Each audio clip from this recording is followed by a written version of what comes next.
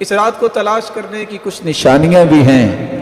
سب سے پہلی نشانی یہ ہے کہ لیلۃ القدر کی رات میں وہ رات بڑی ہی پرسکون ہوتی ہے، اس میں شور و شغف نہیں ہوتا۔ دوسری نشانی یہ ہے کہ وہ رات عام راتوں کے نسبت ٹھنڈی رات ہوتی ہے، لیکن اس میں کوئی آندھی یا اس طرح کی چیزیں نہیں ہوتی، بڑی پرسکون رات ہوتی ہے۔ تیسری نشانی اس رات میں روشنیاں ہوتی ہیں، لیکن آج کل کے ماحول میں اس کا اندازہ میں اور آپ نہیں کر سکتے۔ جہاں بلب اور اس طرح کی چیزیں ہیں، وہ جگہ جہاں کوئی بھی لائٹ کا بندوبست نہیں، اس کا نظارہ وہاں کیا جا سکتا ہے کہ فرشتوں کے نزول کی وجہ سے اللہ ذوالجلال نے زمین پہ کیسی روشنی کی ہے۔ اس کی چوتھی نشانی یہ ہے، نہ یہ رات سخت گرمی میں بھی اتنی گرم نہیں ہوتی اور نہ ہی ٹھنڈی ہوتی ہے، طلقہ، بڑی کھلی فضا، جیسے انسان جاتا ہے تو کس طرح محسوس کرتا ہے، اسی طرح اللہ تعالیٰ نے اس رات کو رکھا ہے۔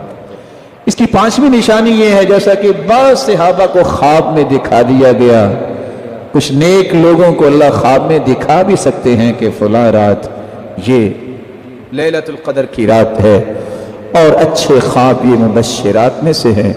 وہی تو ختم ہوگی ہے، اچھے خواب باقی رہ گئے ہیں۔ اور بعض علماء نے لکھا ہے کہ اس رات میں جو قیام کرتا ہے، جو لذت اس رات اسے محسوس ہوتی ہے، وہ دوسری راتوں میں محسوس نہیں ہوتی۔